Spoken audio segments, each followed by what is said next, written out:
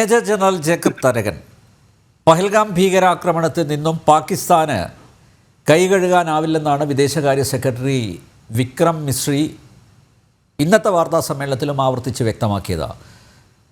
അതേ ചില കാര്യങ്ങൾ ഉദാഹരിച്ച് TRFനെ പാകിസ്ഥാൻ സംരക്ഷിക്കുന്നു. കൊല്ലപ്പെട്ട ഭീകരവാദികളുടെ സംസ്കാര ചടങ്ങിൽ പാക് സൈന്യത്തിലെ ഉന്നതർ പങ്കെടുക്കുന്നു. ഇതൊക്കെ തെളിവുകളാണ്. ഭീകരവാദത്തിന് അവർ മതത്തിൻ്റെ പരിരക്ഷ ഉറപ്പാക്കുന്നു. ഭാരതത്തിൻ്റെ ഇന്നത്തെ സൈനിക ഇടപെടലിൽ താങ്കളുടെ നിരീക്ഷണങ്ങൾ അറിയാൻ താല്പര്യമുണ്ട്.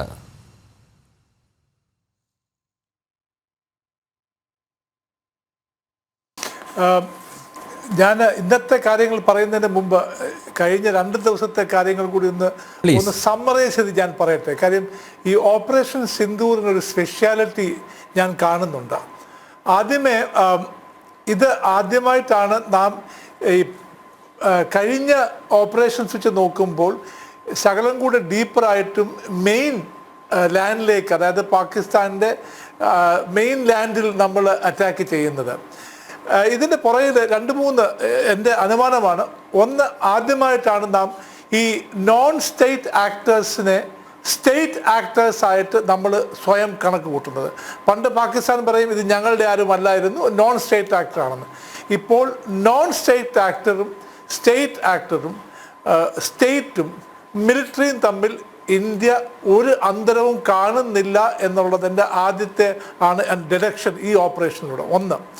2, അവരുടെ ബ്ലഫ്, അതായത് ഞങ്ങളുടെ ന്യൂക്ലിയർ വെപ്പൺ സ്റ്റേറ്റ് ആണ്, അതുകൊണ്ട് ഞങ്ങളെ പേടിക്കണം എന്നൊക്കെ പറയുന്നത്, അതിൽ നിന്ന് വരുന്ന ഒരു പേടിയും ഇല്ല എന്ന് ഓപ്പറേഷൻ സിന്ദൂറിൻ്റെ സെക്കൻഡ് ഇതാണ്.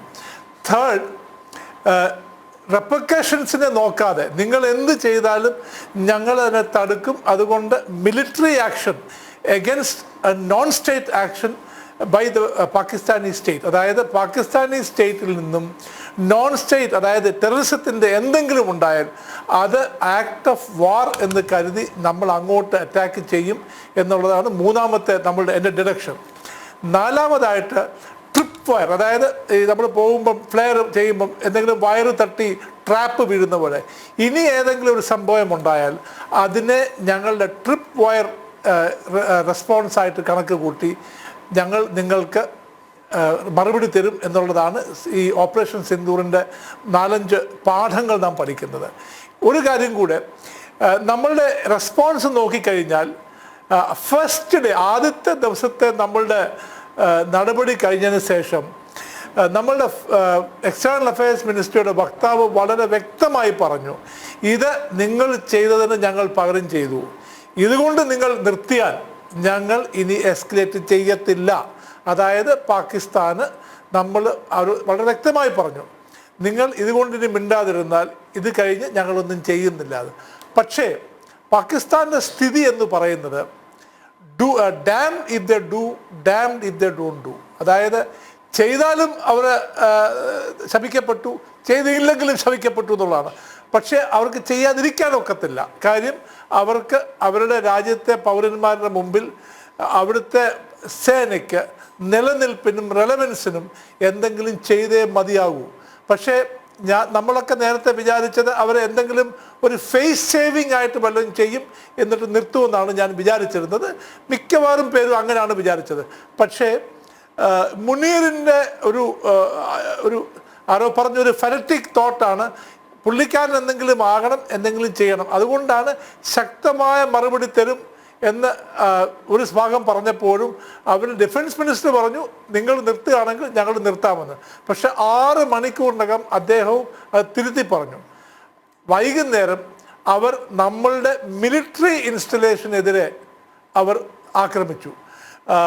നമ്മളുടെ കഴിവ്, നമ്മളുടെ സേനയുടെ പ്രിപ്പയർനെസ് കാരണം അവരുടെ ഒരു അറ്റാക്ക് പോലും സഫലമായില്ല എന്നാണ് ന്യൂസ് നാം അറിയുന്നത്, എന്നാണ് നാം വിശ്വസിക്കുന്നത്. കാര്യം നമ്മളുടെ ആൻറ്റി എയർ, നമ്മളുടെ ഡിഫൻസ് വാസ് വെരി സ്ട്രോങ്.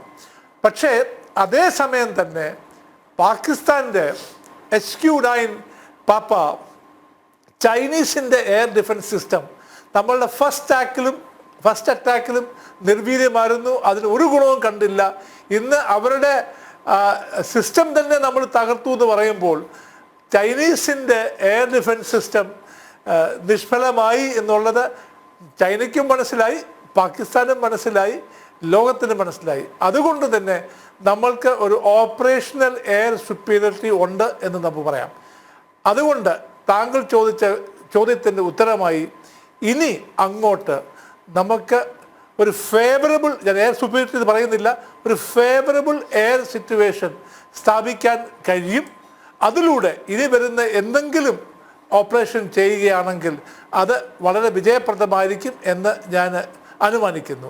ഇതോടുകൂടി തന്നെ പാകിസ്ഥാന് വിവേകമുണ്ടെങ്കിൽ അവർ എസ്കലേഷൻ നിർത്തി അവരുടെ ആക്ഷൻ നിർത്തുകയാണെങ്കിൽ അവരുടെ രാജ്യത്തിനും അവരുടെ ജനതയ്ക്കും നല്ലതാകും എന്ന് അവിടുത്തെ ഭരണാധികാരികൾ അറിഞ്ഞാൽ അവർക്ക് നന്ന്.